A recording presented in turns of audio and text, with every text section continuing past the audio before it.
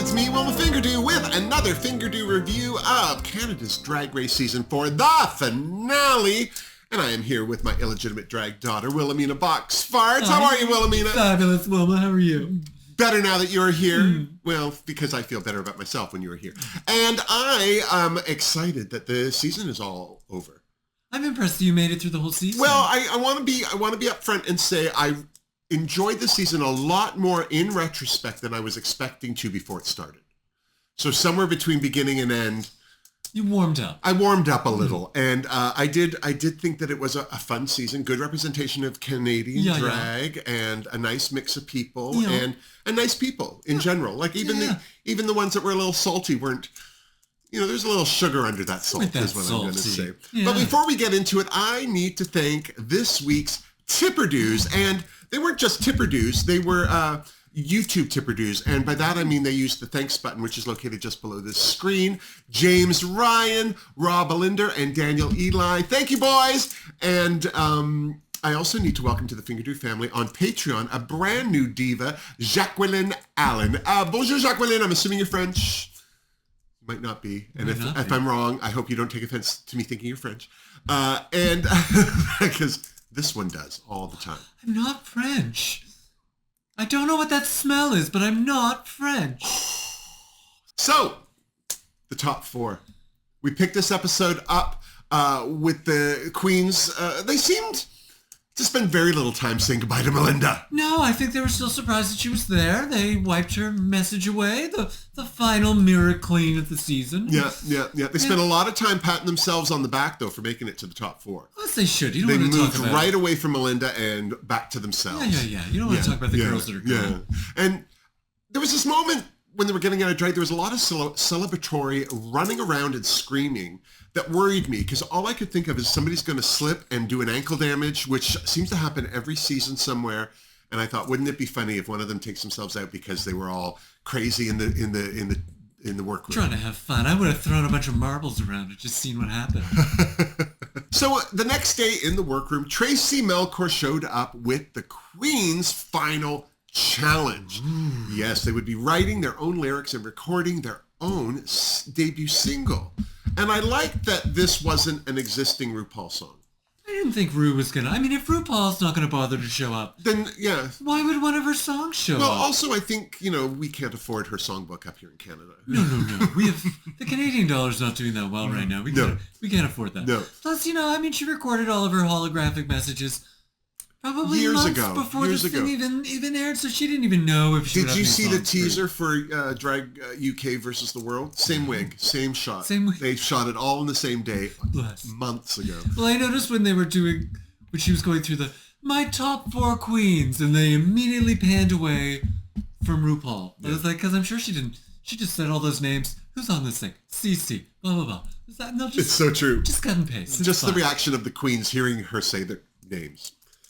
We're easy in Canada. We're easy thrills. She said my name. She says a lot of names. Calm down. Tracy also told the queens not only would they be writing their own song, not just a verse, the whole thing, a single, but that Hollywood Jade would be coming back to help with choreo and guiding them in their recording Canada's own superstar, Grammy award-winning Nelly Furtado.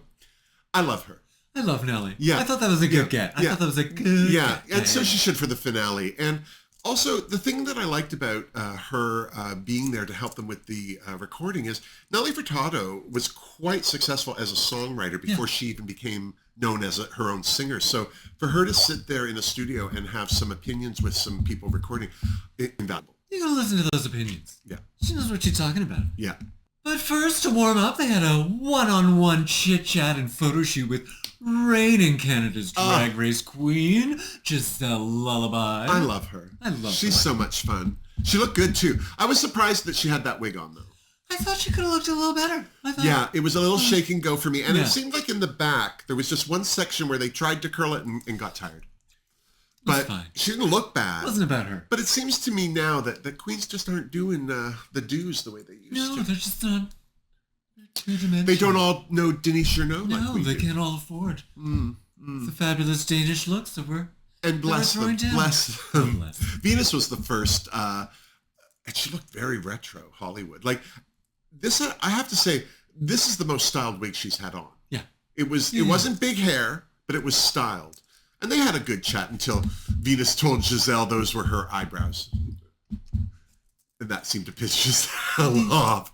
She called her a bitch? Yeah, Did she call her a bitch? Yeah. I mean, she was probably going to call her a bitch eventually. Yeah. It just happened to be about the eyebrows. I didn't understand the Titanic theme for the photo shoot, though. No, what was that about? That's rude. That was I don't know. I mean, it's slightly Canadian. I mean, it did sink off the coast of Nova Scotia, but I didn't think that was... And the Titanic, let's just say it, is never a good reference to winning, because it didn't. No, it's never a positive thing. Yeah. Because it's more of a reference of going down. You heard me. What'd you think of the photo with Gisèle and Venus? Yeah. That's fine. Aurora was next. She and Gisèle gabbed about Aurora learning to get out of her head and just trust her instincts. Fair. Yeah, I thought that was a good chat. I mean, I thought it was the whole setup I thought was a little bit weird, because it's very forced. I know we're replacing the chit-chat with RuPaul and usually Michelle Visage, but like Gisèle wasn't there for the whole season, so she doesn't know who these queens are. She doesn't know. Well, she does know some of them because she's worked with them. Also, touring the country, she probably has come up against some of these queens. Not that she'd remember them necessarily, but she might recognize them. But still, she definitely had good insight into what to expect. Oh, absolutely. And I think that was the beauty of the conversation, was more, instead of, what was it like for you? Rue and I want to know, Rue and I want to see you cry. It was more of like, what do you want to know? Yeah. And I like that a little What's the bit. next step? What's it all about? Yeah. Nira talked about her journey on the race and how she was proud to show off her dance skills, which is so funny. She was so up her own bum that when it came time to pose for photos, she didn't even see the boat come. How do you miss that? I don't know. She didn't hear the curtains open. She just started posing in her chair. She's like, I don't care. Posing? Yes. Now? I mean, done. And then finally, it was the reunion of the Montreal Queens with Denim. I didn't like what Denim wore for this. No, of course you didn't. It was weird. Well, it was just like sackish on her. There was no shape. Sitting there, she looked like laundry in the corner of someone's room. Not my laundry. No. Somebody else's laundry. Your laundry looks way worse. Yeah, it's way worse. Yeah. It talked back needs to. Yeah. How long has that laundry been sitting there? There's that steam that comes off, and it's not good. But I did like that there was clearly a recognition. They know each other. That kind of thing. And Denim talked about fighting for recognition in the community as a trans man, which I find still interesting how. And I feel like it just comes from jealousy more than anything. Anyone that has a problem with a trans male doing drag or a trans female doing drag after they've transitioned. Anyone doing drag. Like, leave them alone. Let them do what they want. But for somebody to take umbrage and be aggressive about it, to me that just says they're feeling threatened. They're feeling insecure. Yeah. I don't think you need to ask permission to do whatever you want to do. And if people have a problem with it, well, let them have a problem with it. Yeah. I don't remember asking anyone's permission when I started performing. Well, I just did it. I wish you had, but. I And then the queens got down to writing their lyrics. No one seemed to have trouble with this. No, they all kind of decided they were going to do some hype tracks and talk all about themselves, which makes sense for your debut single. Yeah. They didn't seem to be at a loss for words or anything, which was good because it sounded like they had to write the whole song. As I said, it wasn't just one verse. It was like a lot of stuff. It was a lot of words. But I'm glad that they had some time to actually put to the songwriting, because then they went off to bask in the glory that is Ms. Furtado. She looked good. She looks so good. She's a mom now. She's had stuff going on in her life. Like, she's seen things, and she still looks fantastic. And my favorite thing about her is she does seem...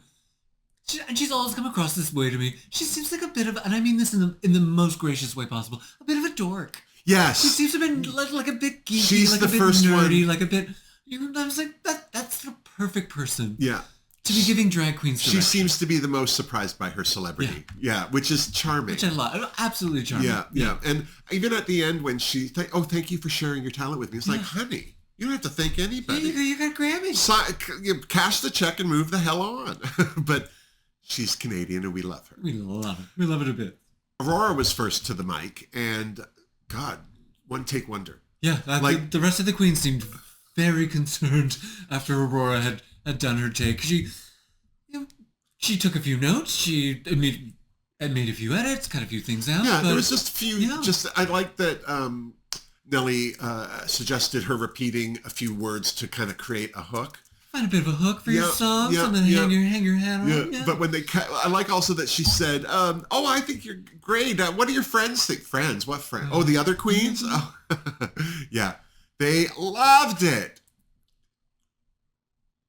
Denim was up next and admitted that singing was not her vibe.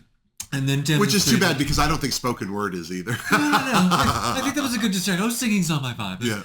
Essentially anything musical. She was not lying about that, but no. I thought Nelly helped walk her through and kind of figure things out. And I think because of how gracious Nelly was being with everyone, it really did ease a lot of them. Some of them were very nervous by this, and certainly Denim was, but she seemed to be okay by the end of it. She walked away from the mics feeling good. Yeah. I'd also like to take a side note to point out Nelly Furtado's nails with the black with the line of rhinestone that fell off the end, and when she moved her fingers, they just dangled and everything. Pretty. Yeah. Speaking of nails, and me, mwah, mwah, mwah, mwah, mwah, thank you very much. Love them. They're all still on. They're all still on. Very excited. We don't need Nelly Furtado's nails when we have you. This is a first. Yeah, you're not rejecting them. No, my body's not rejecting them. That's great. All 5? All 10? Look at you. Look at you. And they're long ones this time. Thank you for noticing, yeah. Nira rapped as well, and, well, she seemed to have a lot to say. Whoa. Now, I don't mind. If she had been Nicki Minaj spitting rhymes like that, no one would have blinked. No. But because it was Nira, it just seemed like, well, that's a little aggressive for you to try. There's a lot going on. And then Nelly even pointed out that she had a lot of words in there and suggested an edit here and there, but Nira didn't seem interested. No, I think I'm good. Okay, yeah, Grammy winner's advice not taken. Yeah, what do you know? Well, someone's not winning. I'm sorry, how many tens of millions of albums have you sold? Yeah. 35, 40 million? Yeah. I was very surprised by that. Well, especially since she was like, "Oh, I do one of your songs in my act all the time." It's like, fabulous! Yeah. I'm not going to listen to anything you have to say. I was like, okay. Maybe you want to drop that song. I would also like to say, I'll bet you she does not do that song in her act because she could only name the one song. Nelly's got a lot of songs that are great. To look it up. Yeah, just saying. Nelly Man Eater? Yeah, that one. Man-Eater. I thought Hall & Oates wrote that. Man-Eater? Yeah. Is it a cover? What's going on? And last but not least to the mic was Venus. Nelly really seemed to love her name. Nelly really seemed to love her flow. Yep. And another queen who only very few suggestions for all of her nerves. She seemed very nervous, and there were some I don't want to call them pitch issues, but sometimes when somebody sings a note to you, some people can't. They don't hear it. They can't hit their voice. They're just not built for that, and others are. Venus is not one of those. No, it's not you. You're not one of them. And then the other thing I found was interesting, because I'm interested that Nelly heard that, was the pronunciation of her name in a long, like she was going Venus and she wanted Venus. Yeah. And which is funny because Venus with a penis, if she had said, say it like penis, I think Venus would have got it quicker. Yeah, it's not Venus with a penis. Yeah, well, Venus it might be. You don't know. She could have a hobby. I'm not saying. But either way, yeah. For all of her worry, I feel like the two strong ones coming out of that were definitely Venus and Aurora. Oh yeah, hands down. And then it was off to see our favorite Hollywood Jade. He was such a delight this season in general. Really was. I remember the first time he showed up, and it might have been the first season. I thought he was being just a little too mean, a little too harsh to these. But I found this season he was much user-friendly. Much kinder. Also, the thing I liked about Hollywood Jade in this run, because it was for the finale, had some great performance advice. Some like, really make great eye contact, do this. It had really nothing about the dance itself, but how to elevate what you're doing. Yeah, you could have two left feet, but if you're making eye contact, if you're making that connection with people, they can't look at your feet if they're looking at your eyes. Yes. Mesmerize them with your eyes. And Aurora was first, and as hard as Hollywood went on her choreo, well, she was up for the challenge. Yeah. She seemed to have no trouble with it whatsoever. And I love that about Aurora because she is not a dancer, regardless of the fact that she is a dancer. She is a dancer. She's not a trained dancer. Yeah, she's just not trained. She didn't need the training. She was fine. So good for her. She crushed it. Denim, I have to say, I like that she tried to sell Hollywood Jade on the idea of her being less about the choreo and more about the concept, which... I love that Hollywood Jade immediately called it out as, less steps? Oh, is that what you're saying? So you don't want me to choreograph anything? So you just want to walk in. Yeah. All right, I see you, Dan. Done. Near Enough was up next, and Jade did not hold back. No. She did not want Jade to hold back. No. But she seemed to have no trouble handling whatever Hollywood Jade threw at her. Yeah. But the thing I was worried about right away was she'd already done this aggressive, lyric-heavy vocal that just seemed very frenetic, like a lot to say. And then she told Hollywood Jade that she was known for her stunts. She came on Drag Race to show off that she is a dancer with stunts. And then she wanted more stunts and tricks for this. And then I thought, I'm worried that it's just going to make her look even more frantic than 3 weeks in a row of the same thing as well. Well, like a whirling dervish at in the middle of all of this. And I just thought it would affect her performance. So too many words, too many steps, too many tricks. Because what they were doing choreography-wise looked great, but then I kept thinking about what she just recorded and going, is she even going to be able to say it? Like, they were lip-syncing to themselves, so it was all right. But still, if you're like, la la la, and la la la la la la, it's a lot. Is that how you dance? Just in the shower. Yeah. I don't like to slip and fall. No wonder you fall. Venus, because her verses were rap heavy, she wanted to grind it out and drop the heat, which is how I start my day. Is that what you call it? Dropping the heat? Yeah, dropping the heat.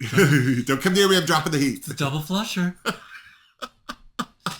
Yeah, she also opened... If you're lucky. Bring the thing! Oh, you gotta get the scissors out for some of those. You're eating far too much fiber. You didn't have those bathroom scissors? No, I do. Not every house did. No. I did appreciate that Venus also came in and was like, I have 2 left feet. Like, that's what I would do. Be like, I only learned how to walk yesterday. Yeah. I've been paralyzed for my entire life until yesterday. That's what I would tell Hollywood Jade. Yeah. I'd be like, just give me something very easy. Yeah, Mama wants to grind it out, but she doesn't want to move around. And they seem to work well together. Yeah, absolutely. Yeah. Well, and then it was off to the main stage. Aurora was first with her song Asian Sensation, and I'm just going to say, this was the first time I didn't love what she wore down the runway. It wasn't horrible, because she had that classic Keep Pow dress on, but the slits going up the side were all right, but she had on that white pair of underwear. And then the baseball jacket she had on, which was the same color as the dress, was lined in pink, which was lovely, but I kept expecting the jacket to come off. So did I. So it bothered me that it didn't. And then, because you could see the lining of the jacket, I still don't know why her panties weren't pink. I didn't even notice her panties. You always know. You always pick out all the stuff. It's like, I'm sorry, if I'm looking up here and a flash of white catches I'm going to look. What's that? What caught my eye? But all in all, I liked her performance. I only looked at her backup dancers once or twice, so she did a good job. Yeah, I thought the lyrics were fun. I thought the song was fine. I thought the performance was fine. Like, it was a good first song. Yes. So I had no one to compare it to. So I was like, okay, that was good. Like, it wasn't particularly set a high bar. Memorable though. Yeah. Like that. No, I don't remember anything. The hook wasn't. I don't remember the hook. It wasn't. It was supposed to be hot. It wasn't as hooky as I wanted it to be for a hook. I remembered. Yeah. I was more impressed by the fact that she sang and rapped. Yeah. Than anything. Like, that just made the song interesting to me, but not memorable. I also need to just take a moment to say I loved how into it Nelly Furtado was with all the performances. Well, maybe not all. Maybe she was a little cold with Nira, but that could have just been a sore spot. I don't know. But still, she was there working it. She loved it. She was having a good time, yeah. Bring Nelly Furtado back. Denim was next with her song, The Trantasy. And again, I was not a huge fan of what she was wearing. No, it made me feel like there was a design challenge that we hadn't seen, and Denim had done it, and Denim had not won. Yeah, the color was gorgeous, but I don't know what that fun fur thing on the one side of her was for. But You brought up an interesting point. You asked me if they had been supplied these outfits from production because she matched the backup dancers. And that made me wonder, well, maybe that's why. But I can't imagine Denim as the queen she is going, oh, okay, I'll wear what you tell me to. Yeah, it just felt like the outfit was a little... But I think it would make more sense for them to make something for the backup dancers to match the queens than force the queens to match the backup dancers. Yeah, yeah. I mean, also, if you're going to have a burner outfit, something like this is a good place to throw it. If you only have so many left from being there for the whole show. And then you should burn that outfit. Yeah. Don't include it in your tour package. I also have to say this. I found Denim's voice less annoying in a song. Maybe it had the fry just auto-tuned out of it. Or the music accompaniment helped bury it a little. Yeah, maybe she just needs to be processed for you. But still, I found the song boring. And by boring, I mean like a drill digging into cold hard stone. It was just a little too... it was a little repetitive. It was just a little... There was no variation. I was never more aware that how repetitive these songs were than when Denim was up. Because I'm like, oh, we're doing this again. Oh, we're doing this again. Okay, yeah. Yeah, it was fine. But it wasn't... It was not my favorite song. No. Yeah. Venus looked good. Yeah, and her song, KUNT Manifesto, well, I still can't believe no one's read her for her unstyled wigs, because this was another one that looked like it just came out. I have, but no one on the show has said, what's with the wig? I feel like if Michelle Visage had been there, she would have said, honey, we need a little back combing, something to lift it up. If Michelle Visage had been there, a lot of things would have been said. Yeah, Melinda would not have made it past the first week without more blush on her face. Ooh, she would have slapped her till her cheeks were red. Yes. Still, I didn't hate her song. I loved her song. Yeah. I thought her song was the best. It had a great hook. It had a great hook. She didn't have a million lyrics, so it gave some space for the song to breathe, and it felt like a song. It felt more of a song than anyone else's, except maybe for Aurora's for me. Yeah. Near Enough was next up with her song Stampede Drag Queen. And it was a stampede. She stomped out that choreo. It was amazing. And that was the first song that made me be like, oh, this song is a little repetitive. This song is oh god, okay. Yeah. This again, okay, this lyric again, okay, here we go. Yeah. Not the most memorable song, but no, she wasn't the worst, but she served that choreo. Like those backup dancers, they looked exhausted. Like her backup dancers. Yeah, they were. Like she commanded the stage. They looked like her backup dancers. She looked like she was supposed to be there. So I was very impressed by the performance, a little less impressed by the song. And then it was on to the runway. Category is Coronation Eleganza. Well, Denim looked fantastic. This was such a great concept outfit, too, because it wasn't just a nude illusion, but it also told a story of her transition, because the titties came right off and became a purse. And then she had the scars for her top surgery. Her bedazzled in rhinestone. Yeah, it was gorgeous. And, the nipples were gorgeous. She looked gorgeous. And I definitely am giving her 2 fingerdoos. In fact, this might get a whole finger fist. Oh. Venus looked so gorgeous I almost threw up. This is her most glamorous and finally a styled wig. Like a proper styled wig. That was... She looked stunning. Hollywood glam at its Hollywood best. glamour. She looked like she was on a red carpet from 1945. I loved it. The dress was gorgeous. She looked gorgeous. She was very elegant in it, too. Yes. There's just something very stated about her in that impressed me. Not that she hasn't been great on the runway, but I just felt that she was acting appropriately to what she was wearing. It was gorgeous. She doesn't mind, looking a little sassy. But yeah, this was the first time that I felt that she was a lady. Yes. Which was a huge contrast to what Near Enough wore down the runway, because I hated that. I knew you were going to hate it. Oh. I knew it. My eyes had nowhere to land. There was a lot going on. She had the asymmetrical top with the train, which I loved. Yeah. In fact, from the waist up, I loved this outfit. Yeah. But I don't know why her one sleeve was lace with the blue. And you could barely see it because it was on the side that had all the extra stuff on. So. And then that huge bustle that came out of her hip, like it just looked plunked. I felt like she just kind of got like squished, like kind of lost her shape around the middle. Everything just kind of got a little squidgy. Like I didn't know what I was looking at. I couldn't see what I was seeing. It was like where'd Nira go? Like where'd the rest of her go? Yeah. I thought she was taller than that. Yeah. I feel like if that bustle was detachable, she should have taken it off. She should have done the Chanel thing where you take one thing off, the bustle. Or I wish the bustle had been cut in tiers to give it some dimension. It was just this heavy thing hanging off her hip. If it was going to hang like that, I think it would have been better center back. Yeah. Just to give her a bum silhouette and that. But her face was gorgeous. Yeah. I like bits of it. I just didn't like the whole thing altogether. And that's why Nira is getting no Fingerdoos for me. Short of the color being exquisite, there was just too much going on with this dress. And last but certainly not least, for her final runway appearance, Aurora Matrix looked stunning. This was another outfit I almost threw up. It was so gorgeous. The fabric was so detailed, and the design was stunning from the headpiece, the sleeve edges. It was a two-piece. I also thought the way it was built, it looked like something where she could take the top part off and it would be like a little halter crop top or something that she could move around in. I mean, you don't always need to have giant sleeves. No, but they certainly made for a good runway. So, and the way she presented it with her arms out, like, well done. Fingerdoo for Aurora Matrix.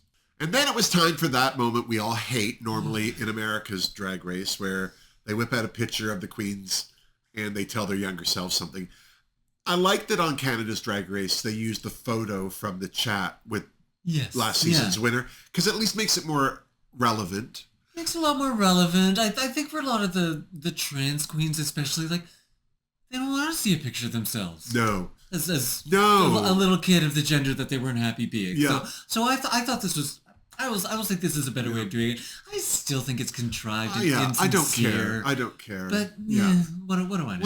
Whatever. I'm sure that it's just camera filler and not something the judges take into consideration. They've already by this point picked their winner. So after the queens had cried or not cried or whatever, on demand, whoever was pinching them and making them do stuff from production, they totted off to the workroom so that the judges could do their judging, and were surprised by the arrival of all the eliminated queens. Yes, it was nice to see them, but I have to admit, I had completely forgotten about Cece and the girlfriend experience of all people. Like, when they walked in, it was like, oh, right, they were on the show. Belinda wore blush, thank God. Her glow-up stuck. And Beyonce Chanel's outfit confused me. It was a little confusing. There was a lot I liked about it, and then it just kept on going. I couldn't tell if that was her facial hair or she glued it on. I couldn't tell what was going on her head. I couldn't tell what was going on in her neck. But... Well, she had the Black Lives Matter, BLM. Yeah. So, I get that, but just seeing her in the workroom there, it was just like, well, there's a lot going on here, and I'm not getting all of it. Yeah. Well, I thought it was very cheeky of Cece to be like, oh, so everyone was getting along before I left, and what happened after I left? I was like, well, the entire show happened after you left. Yeah, lots of stuff happened. Yeah, lots of stuff happened. But it's like, first of all, the workroom had more space in it because you were gone. Yeah, and there was a random pair of shoes someone left behind that they didn't wear down the runway. Luna Dubois seemed more relaxed and relatable. This was the most I liked. Yeah. I loved Luna. Yeah, she was kikiing and having a ball. Where was this? She still has that, slightly laid back, slightly half asleep. I may have taken one too many Ambien this morning. But, But I was like, where was this? Yeah. Where was this for the whole show? Where was this person? Yeah, absolutely lovely. And then it was back to the main stage where the eliminated queens got a little parade, and Orangey Glad, CC Superstar, wore that. How long did it take you to come up with that? Well, right away. Just orange. Just a little pumpkin-y. It looks like orange is her new black. I don't know, but I thought she looked fantastic. And I thought this represented her drag a lot better than she did in the short time she was on the show. So... and she's mostly harmless. I like her. She's fun. The girlfriend experience looked gorgeous. She did. She looked gorgeous, and she finally figured out that you can look like you're naked without actually being naked. Yeah. That was a gorgeous dress. She wore it well. She looked so happy too. Like she just seemed in a good space all around. Luna Dubois was her gorgeous self. That outfit was stunning.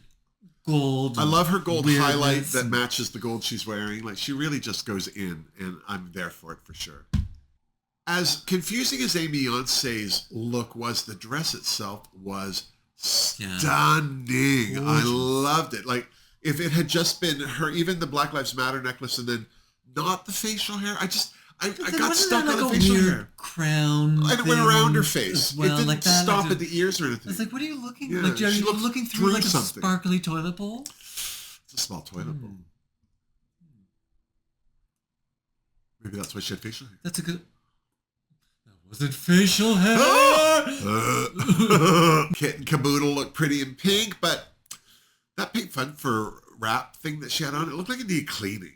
It just looked a little clumpy. A little fluffy? Yeah, it just didn't look as sumptuous as I'm sure she had meant it to. And also, no offense to her, but that nude panel in the front of her dress didn't seem to make sense. It wasn't balanced to everything else. It was in weird places, wasn't it? It went right across her front. I wish she had done something like a Bob Mackie for Cher, where it was all cutouts down the side to give that nude illusion there, but still have everything kind of contained. There's something weird happening with her fupa. Yeah. Kiki Ko's Devil Ensemble was stunning and confusing again. She does a lot of stuff like makeup that it looks great, but I'm like, okay, well, it kind of takes away from the outfits. Well, first of all, it could have been anybody. It could have been anybody. It could have been anybody, and I do like that in theory, but also she didn't really do anything like that in the course of the show, so it came out of left field for me. Yeah, it was a bit confusing. But it was a stunning costume. Well, why not? It's like, a lot of work. This is my last outfit. I don't want to see the shower she washes that all off in after she's done. It would be a murder scene for sure. Melinda tried. I will say this. I loved that dress, but it was way too tight on her. It looked like she was popping out of the top of it, but the skirt was gorgeous, and thank goodness she wore that blush. Some blush? Yeah. Brighten her up. And then, without further ado, Denim and Nira were told to frig off. I love that it just kind of was like, all right, you two go. Yeah, and it wasn't, they were just like, okay, you're top two. And by the way, that means you two are the bottom two. Yeah. I was like, oh, okay. Yeah. Fine. It's like, here's your hat, what's your hurry? Yeah, and it was very clear to me from the judges' deliberations that Denim did not stand a chance at this point. They liked her, but the sense was that she wasn't cooked. She wasn't ready enough. It was great that she found her confidence throughout the season, but you need to bring that confidence with you. But this isn't a workshop. Yeah. It's a contest. Yeah. And also, Nira, this was her second mark against her because she'd already been told that they were getting bored with her dancing. Yeah. And then she didn't follow anything that Nelly Furtado, Grammy Award-winning Nelly Furtado said. And that, I just knew right then and there. It's like, well, I hope you enjoyed your time on the show. Yeah. Were you surprised by this? No. I wasn't. The top two for me were going to be Venus and Aurora absolutely. for sure. Yeah. And they had to lip sync to Nelly Furtado's song Try, which is a gorgeous song and not necessarily a drag performance number, but because of what they both had on, I thought it was a great song for that because it was good. It wasn't a dance number like Venus wasn't having to dance it out in a ball gown. And even if Aurora could have taken off the jacket, she certainly didn't for this number. But also, there wasn't a lot of dance moves that had to go on. No, it was nice because it wasn't a ballad. No. But it wasn't not a ballad. No. And it wasn't a dance song. It's an emoting song. song. This is an acting song. It was an emoting song that has some nice dimension, has some nice levels. So I thought that was a great choice. Oh yeah. I was like, I wonder which Nelly song they're gonna do. I wasn't expecting Try, but I was like, no, that makes perfect sense. Also, what a great choice. Because it was the song there was no dancing to hide behind. There were no tricks. It was like perform the hell out of this number. Emote. Let me see your face. Yeah. I could not take my eyes off of Venus because she looked so good. She was perfect outfit for this song. Yeah, as soon as Venus started, I was like, oh no, she's going to do that thing with her mouth. It's going to be all face. She did start off a little big but she immediately pulled it in. It was like, okay. Oh, there she goes. She's listening. Nice, okay, blah, blah, blah. Because I will confess, I was Team Aurora going into this. I was like, I totally was as well. She's going to have to slip and fall. Yeah. Something. My choice to win this was Aurora. And I was like, oh, Venus is really going to have to step it out because Aurora is a lip sync assassin. And Aurora did a great job, but she did this one little thing that made me think, oh, she's lost it right there, which was she cut her eyes to Venus to see what she was doing. Yeah. And I was like, ooh. It's like, you're not in the moment, girl. Why are you looking over there? Yeah. And I mean, she didn't do a bad job at all, but it was certainly something where if we're splitting hairs here, there's a big one. Yeah, that was the moment. It was like, oh no, girl. Yeah. And Venus, even though it's a song that you're emoting to, she had moments where she just had this smile on her face. She just had this joy that seemed to be coming out of her. Yeah. And Aurora had taken a very like more emo approach to it. Yeah. And I really enjoyed the way Venus kind of delivered this. Well, she couldn't have looked more beautiful, and it didn't have to do with what she was wearing or the makeup she had on. It was clearly how she was feeling as well. There was just a beauty that surrounded her, and it just elevated her whole performance. But speaking of elevated beauty, it came time to crown the winner, and there was Gisèle Lullaby again.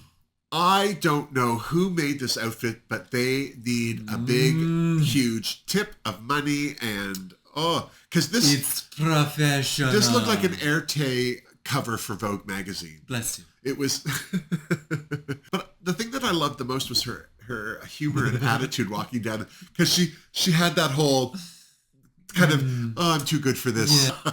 Love Gisèle. Yeah, I think that she set a definite bar for a lot of queens to follow her, because she was funny on her season, and she was talented, and she was beautiful. Like there was a full rounded performance out of this, and she hasn't dropped the ball at all. Yeah, no, she set a high bar. Yeah, and then once she settled and everyone stopped fawning, it was time to crown the winner,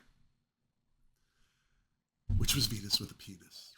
Were you surprised? I was not surprised. No, I was not surprised. I went into this episode. Team Aurora, I would have been happy with any of the four queens. I quite enjoyed all the top four. So absolutely, anyone who won, I would have been happy with. Yeah. But Venus really won this episode for me. Like she just did great in the song. She did great in the lip sync. Like she just, if there was a time to just really shine, like she picked her moment. Yes. Aurora did not do a bad job. Not at all. Venus just shone. Venus pulled the Sasha Velour on Aurora. She just from nowhere, she had roses falling out of her wig, and it was over. I am not sorry that she won this season. I think she deserves it. She's going to be a great representation. But how about you? What do you think? Do you agree? Do you disagree? Were you upset? Did you even care about this season of Drag Race? Let me know in the comments down below. And speaking of down below, don't forget to give this video a like if you did. Don't forget to subscribe to my channel if you haven't, and leave a comment. These are the best 3 ways to support the Fingerdoo review. But if you'd like to support it just a little bit more, I have links in the description box for leaving a tip or two through PayPal, getting your Wilma merch from my Redbubble store, or joining the Fingerdoo family on Patreon. It is all down there. Thanks for joining. Thanks for having. I also wanted to say thank you for doing the whole season with me. This was a treat. And until next time, miss us! Mwah! Seriously. Tracy Melton, George. I say it however I want. I don't even care if that's how you say it. It's not like I'm gonna miss. If I run into Tracy and she's like, I can't believe you've been pronouncing my name wrong all these years, and slaps me, I'll be like, well, at least Tracy's paying attention. Well, you're at a better party than normal if she's there. Niceberg. Yeah, you're an iceberg. Yeah, there's a lot of stuff going on down here. Yeah, all the dangers down below. Where it should be. You should stop that now. It's not healthy. I'm gonna lose. Voice of an angel. Yeah. Fallen angel. Yeah. It's a little flat. It's a little flat. Fun angels. Ah! Boof. Well, that was lovely. Is there another verse to that song? No, that's how it goes. Boof. If you're gonna stay in Canada, stay in BC. Yeah. Why not? Live out in the Okanagan. You're all right. Is that where that is? Huh. Is it? Yeah, look at I've you never do been geography. Never been out west. That's nice. I just throw darts and hope one of them hits. You know what? That's probably why I like going out west so much. You've never been there. Makes me feel comfortable. I was like, oh, thank God she's not gonna show up. Yeah, I like it when you go out west too. Yeah.